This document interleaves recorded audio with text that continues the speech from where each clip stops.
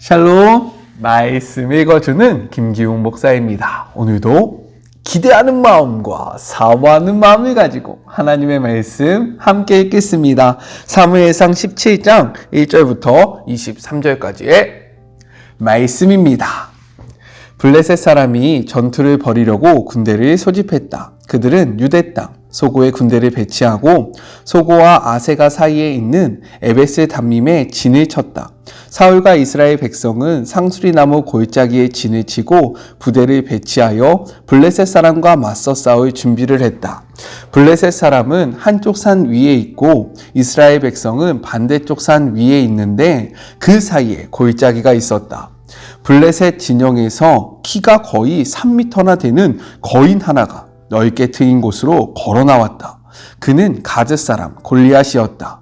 머리에 청동 투구를 쓰고 갑옷을 입었는데 갑옷의 무게만 57kg이나 되었다. 그는 또 청동 각반을 차고 청동 칼을 들고 있었다. 그의 창은 울타리의 가로장만큼 굵었고 창날의 무게만 해도 7kg에 달했다. 그의 앞에서는 방패를 드는 자가 걸어 나왔다. 골리앗이 그 자리에 서서 이스라엘 군대를 향해 소리 질렀다. 너희 군대를 굳이 다 동원할 필요가 있겠느냐? 블레셋은 나 하나로 충분하다. 너희는 다 사울에게 충성하는 자들이니 너희 가운데서 가장 뛰어난 용사를 골라 나와 대결하게 하여라. 만일 그 자가 나를 쳐 죽이면 블레셋 사람이 다 너희 종이 될 것이다. 그러나 내가 이겨서 그 자를 쳐 죽이면 너희가 다 우리 종이 되어 우리를 섬겨야 한다. 내가 오늘 도전장을 던지니 어서 사람을 내보내라. 어디 한번 그 장을 보자. 사울과 그의 군대는 블레셋 사람의 소리를 듣고 겁에 질려 크게 낙심했다. 바로 그때 다윗이 등장한다. 그는 유대 베들레헴 에브랏 사람 이새의 아들이었다. 8 아들을 둔 이새는 나이가 너무 많아 사울의 군대에 들어갈 수 없었다. 이새의 아들들 가운데 위로부터 세 아들이 사울을 따라 전쟁에 나갔다. 그 세 아들의 이름은 맏아들 엘리압과 둘째 아비나답, 셋째 삼마였다. 다윗은 막내 아들이었다. 그의 큰 형 셋이 사울과 함께 전쟁에 나가 있는 동안 다윗은 사울의 시중을 들기도 하고 베들레헴에서 아버지의 양을 치기도 하면서 양쪽을 왔다 갔다 했다. 골리앗은 40일 동안 날마다 아침 저녁으로 그 자리에 나와 소리쳤다. 하루는 이새가 아들 다윗에게 말했다. 굵게 빻은 밀 한 포대와 빵 10덩어리를 가지고 진에 있는 내 형들에게 서둘러 가거라. 그리고 치즈 10덩어리를 챙겨 그들의 부대장에게 가져다 주어라. 내 형들이 잘 지내고 있는지 살펴보고 사울 왕과 내 형들 그리고 지금 상수리나무 골짜기에서 블레셋 사람과 전제 중인 이스라엘 백성이 어떻게 하고 있는지 내게 알려다오. 다윗은 이른 새벽에 일어나 양치는 일을 다른 사람에게 맡긴 다음 이새가 지시한 대로 음식을 가지고 길을 떠났다. 그가 진에 도착하자 마침 군대가 전투 개시를 알리는 함성을 지르며 전투 대형으로 자리를 잡고 있었다. 이스라엘과 블레셋은 서로 마주보고 진을 펼쳤다. 다윗은 가져온 음식 보따리를 감시병에게 맡기고 군대가 배치된 곳으로 달려가 형들과 인사를 나눴다. 그들이 함께 이야기하는 사이 블레셋의 선봉장인 가드 사람 골리앗이 블레셋 사람의 진에서 나와 전처럼 싸움을 걸었다. 다윗도 그가 하는 말을 들었다. 이것은 하나님의 말씀입니다. 오늘 말씀은 내용상 두 부분으로 나눠서 생각해 볼 수 있습니다. 먼저 첫 번째 1절부터 11절 골리앗의 도전과 두려워하는 이스라엘에 대해서 이야기를 하고 있습니다. 요나단의 용맹으로 패배했던 블레셋이 다시금 이스라엘으로 침범합니다. 소고와 아세가는요, 블레셋 성읍인 가드에서 유다로 내려가는 길목에 위치한 곳이기 때문에 이를 통해서 우리가 블레셋 사람들이 유다 지역을 점령하기 위해 쳐들어왔다는 것을 확인할 수 있는 거예요. 4절부터 7절까지는요, 블레셋 장수 골리앗에 대한 소개가 자세하게 기록됩니다. 이는요, 그의 위세가 얼마나 당당했는지를 보여주고 여기에서 더 나아가 후에 등장할 소녀 다윗과 비교를 하는 그러한 표현이다 라고 생각할 수 있습니다. 이러한 비교를 통해서요, 다윗의 승리가 인간의 능력이 아니라 하나님의 도우심의 결과라는 것을 강조하기 위해서 골리앗에 대해서 자세하게 설명하고 있다는 거예요. 우리 4절의 말씀을 같이 한번 읽어볼까요? 블레셋 사람의 진영에서 싸움을 도두는 자가 왔는데 그의 이름은 골리앗이요 가드 사람이야. 그의 키는 6규빗 1뼘이요 라고 이야기합니다. 고대 이집트나 헬라 문화권에서는요, 자신의 군대를 대표하여 상대방의 군대와 대표와 단독적으로 싸워 승리하는 결투 방식이 있었다라는 겁니다. 그렇기 때문에 블레셋의 대표 장소였던 골리앗을 지금 성경은 무엇이라고 이야기하냐면 싸움을 도두는 자라고 소개하고 있어요. 왜냐하면 이는요, 서로 마주보며 대치하고 있는 군대 사이를 왔다 갔다 하며 싸움을 걸거나 상대방 장소와 1대1 결투를 하는 사람을 뜻하기 때문입니다. 성경의 기록을 보면 골리앗의 키는요, 약 3m에 달았다라고 이야기하고요. 그가 입은 갑옷의 무게는 57kg이었다라고 이야기하며 그가 들었던 창의 무게는 7kg이었다라고 기록하고 있습니다. 또한 그의 곁에는요, 전신을 막아줄 그런 방패된 자가 서 있었다라고 이야기하고 있어요. 이는 그의 피지컬이 얼마나 대단했는지를 보여주고 있고요. 또한 이러한 무장을 갖춘 골리앗을 죽인다는 것이 불가능하다라는 것을 나타내주고 있다는 거예요. 이러한 골리앗이 이스라엘을 향하여 소리칩니다. 우리 8절의 말씀을 같이 한번 읽어볼까요? 그가 서서 이스라엘 군대를 향하여 외쳐 이르되 너희가 어찌하여 나와서 전열을 펼쳤느냐? 나는 블레셋 사람이 아니며 너희는 사울의 신복이 아니냐? 너희는 한 사람을 택하여 내게로 내려보내라 라고 이야기합니다. 여기서 신복이다 라는 말은요, 노예, 종이라는 뜻으로 하나님의 군대를 지금 무엇이라고 비아냥거립니까? 너희 사울의 노예 아니냐? 너희 지금 이 전쟁에 나온 거 억지로 끌려 나온 거 아니야? 야, 너 나랑 싸울 그러한 용기가 있냐? 라고 비아냥거리고 있다는 거예요. 반대로 자신을 무엇이라고 이야기합니까? 나는 블레셋 사람이다. 나는 자유인이다. 나는 자유의 의지를 가지고 너희와 싸우러 나왔다. 그러니까 이스라엘 너희들은 나의 상대가 되지 않아 라면서 외치고 있는 겁니다. 이러한 도발에 사울과 이스라엘 백성은요, 이렇게 반응했어요. 우리 11절의 말씀 같이 한번 읽어볼까요? 사울과 온 이스라엘이 블레셋 사람의 이 말을 듣고 놀라 크게 두려워하니라 라고 이야기합니다. 두려워한다라는 것은요, 깨지다, 부서지다 라는 의미로서 가뭄으로 인해서 땅이 갈라진 상태를 나타낸다라는 거예요. 이는요, 군대의 사기가 완전히 꺾여졌음을 보여주고 있는 거예요. 엄청난 피지컬과 그리고 막강한 무기를 갖고 있는 골리앗을 바라보면서요, 이스라엘 백성의 사기는 완전히 위축되었고 그의 사기는 완전히 꺾였음을 보여주고 있는 겁니다. 그런데 특별히 성경은요, 크게 두려워하는 대상을 이스라엘 백성이다 라고 이야기하는 것이 아니라 사울과 이스라엘 백성이다 라고 이야기하면서 사울을 강조하고 있다는 거예요. 왜냐하면 이것은 이전의 사울의 모습과 지금 두려워하고 있는 사울의 모습을 대조시키고 있는 겁니다. 사울이 어떠한 자였습니까?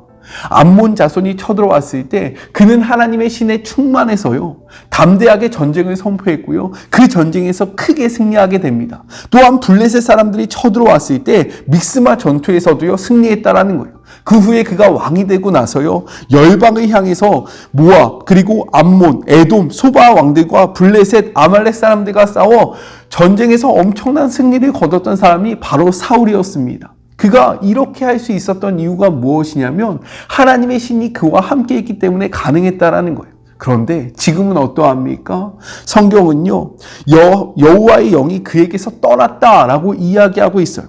16장 14절 전반부의 말씀을 보니까 여호와의 영이 사울에게서 떠나고 하나님의 영이 떠나자 이제 그는요, 이 장수 한 명을 보면서 벌벌 떠는 상태가 되었다라고 이야기를 하고 있는 거예요.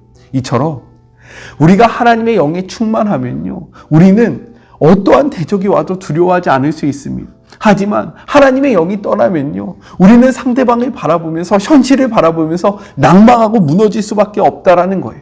어찌 보면 우리 앞에 있는 세상은요, 엄청난 피지컬을 소유했던 골리앗과 같습니다. 그리고 세상은요, 골리앗처럼 하나님을 믿는 자들을 조롱하고요, 모욕한다라는 거예요. 이러한 상황 속에서 골리앗과 같은 세상을 바라보며 우리가 느끼는 감정은 무엇입니까?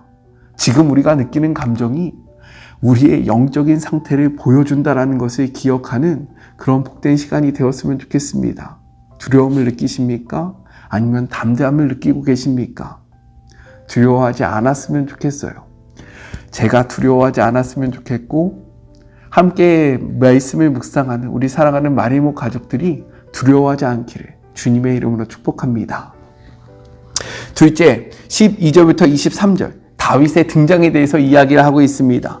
다윗은 유대 베들레헴 에브라스 사람 이새의 아들입니다. 이새는 나이가 많았고요, 그에게는 8명의 아들이 있었다라고 이야기하는데, 장성한 세 아들 엘리압과 아비나답과 삼마만 사울을 따라 전쟁에 참여했다라고 이야기해요. 여기서 팁으로 조금 한 가지를 말씀드리자면,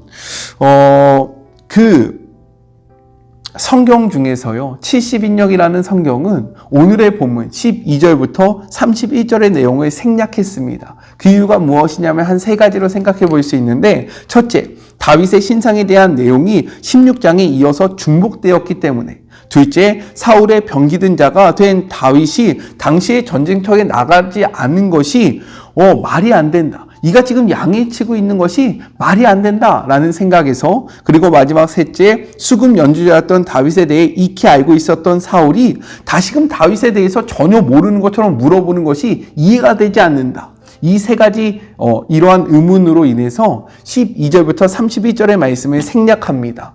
하지만 이러한 내용을 생략할 필요가 없는 또 다른 증거들이 있다라는 거예요. 그것이 무엇이냐? 첫째, 성경의 저자는 상황과 목적에 따라 동일한 내용을 다양한 각도에서 반복적으로 기록할 수 있다는 점. 둘째, 다윗은 사울의 건강의 상태가 양호해짐에 따라서 다시금 고향 아비의 집으로 내려가 가사를 돌보았으며, 다윗 외에도 장성한 병기든 자들이 사울 곁에 있었기 때문에 반드시 다윗이 전쟁에 참여하지 않아도 된다라는 점. 마지막 셋째, 골리앗에 죽인 다윗에 대해서 사울이 관심을 갖고 물어본 것은 다윗에 대해서 이전에 그러한 단순한 정보 위에 더욱더 깊은 내용들을 알고 싶었기 때문에 이러한 질문을 했다라고 생각해 볼 수 있는 겁니다. 그렇기 때문에 성경의 기록이 잘못됐다라고 생각할 것이 아니라, 우리가 왜 이러한 기록이 있는지 다양한 각도로 생각해 볼 필요성이 있다는 겁니다. 이것에 대해서는 팁으로 알아두면 좋을 것 같아요. 따라서 장성한 세 아들이 사울을 따르는 동안 막내 아들 다윗은요, 수금을 연주하기 위해 사울에게 왕래하면서 베들레헴에서 부칠의 양을 쳤다라고 생각해 볼 수 있다라는 거죠. 그러한 생각에 따라 메시지 성경은 왔다 갔다 했다라는 표현을 사용하고 있는 겁니다. 이해가 되시나요? 괜히 저 때문에 더 헷갈린 건 아닌지 모르겠습니다. 네, 헷갈린다면 이 내용을 그냥 생략해도 될 것 같아요. 우리 16절의 말씀을 같이 한번 읽어볼까요? 블레셋 사람이 40일을 조석으로 나와서 몸을 나타내었더라 라고 이야기합니다. 한편 블레셋 사람 골리앗은요, 40일 동안 이른 아침과 저녁에 나와 이스라엘 백성을 조롱했습니다. 40일이 지났다는 것은요, 그동안 골리앗의 모욕을 들으면서도 저항하지 못하는 이스라엘의 무력감을 보여주고 있고요. 또 한 가지는 무엇을 나타내고 있냐면, 이제 전투가 벌어질 때가 되었음을 암시하고 있다는 거예요. 17절부터 18절은요, 이새는 다윗에게 볶음 곡식과 떡을 전해주면서 천부장에게는 치즈 10덩어리를 전해주면서 형의 안부를 물어보라고 시킵니다. 볶음 곡식은요, 요리할 필요가 없이 곧장 먹을 수 있는 음식으로 당시의 군인과 여행자들이 선호했던 음식이라는 거예요. 표면적으로 보면요, 지금 다윗은 아버지의 명령에 따라 형들의 안부를 묻는 것 같지만, 영적으로 보면 다윗은 하나님의 인도하심에 따라 이스라엘의 안부를 묻고 있다는 거예요. 왕으로서. 재밌지 않습니까? 이렇듯 아버지의 명령에 따라 전쟁터에 간 다윗은 이스라엘을 향한 골리앗의 조롱을 듣게 돼요. 우리 23절의 말씀을 같이 한번 읽어보겠습니다. 그들과 함께 말할 때에 마침 블레셋 사람의 싸움을 도두는 가드 사람 골리앗이라 하는 자가 그 전열에 나와서 전과 같은 말을 하매 다윗이 들으니라 라고 이야기하고 있어요. 다윗은 이 말을 듣고 어떻게 행동했을까요? 세상은 지금도 골리앗과 같이 하나님의 백성을 조롱하고 있습니다. 그 소리를 듣는 우리는요, 어떻게 반응하고 있어요? 나는 과연 그 소리 앞에 하나님을 향한 그리고 그의 백성을 향한 세상의 소리에 어떻게 반응할지를 고민하는 그런 복된 시간이 되기를 주님의 이름으로 축복합니다. 이 다음의 이야기는요, 토요일과 주일의 절정을 이루니까요, 토요일과 주일 말씀도 꼭 함께하므로 하나님이 다윗을 어떻게 세워나가는지 깊이 묵상하는 주의 모든 자녀들이 되었으면 좋겠어요. 우리 같이 기도할까요? 하나님 감사합니다. 세상은 지금도 하나님의 백성들을 조롱하고 있습니다. 우리가 감히 저항할 수 없는 피지컬을 소유한 골리앗처럼 우리가 감히 저항할 수 없는 그 세상의 소리 앞에 우리는 어떠한 태도를 취하고 있습니까? 때로는 두려움으로, 때로는 무서움으로 그 소리를 무시하고 있지는 않습니까? 40일이 지나는 동안 이스라엘 백성은 아무도 나서지 못했습니다. 그 이유는 그들이 그 소리에 집중하였기 때문입니다. 하나님, 오늘 이 말씀을 묵상하는 사랑하는 마리모 가족들이 세상의 소리에 집중하는 것이 아니라 하나님의 음성에 집중하는 자들이 되기를 소망합니다. 하나님과 함께함으로 그들을 두려워하는 것이 아니라 담대히 나아가 승리하는 주의 자들이 되기를 소망하오니 주님 동행하여 주시고 함께하여 주시옵소서. 그러나 여전히 솔직히 말씀드리면 세상이 두렵고 세상의 소리가 무서움을 고백합니다. 연약한 우리들을 불쌍히 여겨주시옵시고 하나님 함께하여 주셔서 담대함을 소유할 수 있도록 주님 축복하여 주시옵소서. 하나님의 사람이 어떻게 승리하는지 이후의 말씀을 통하여 확인하기를 소망합니다.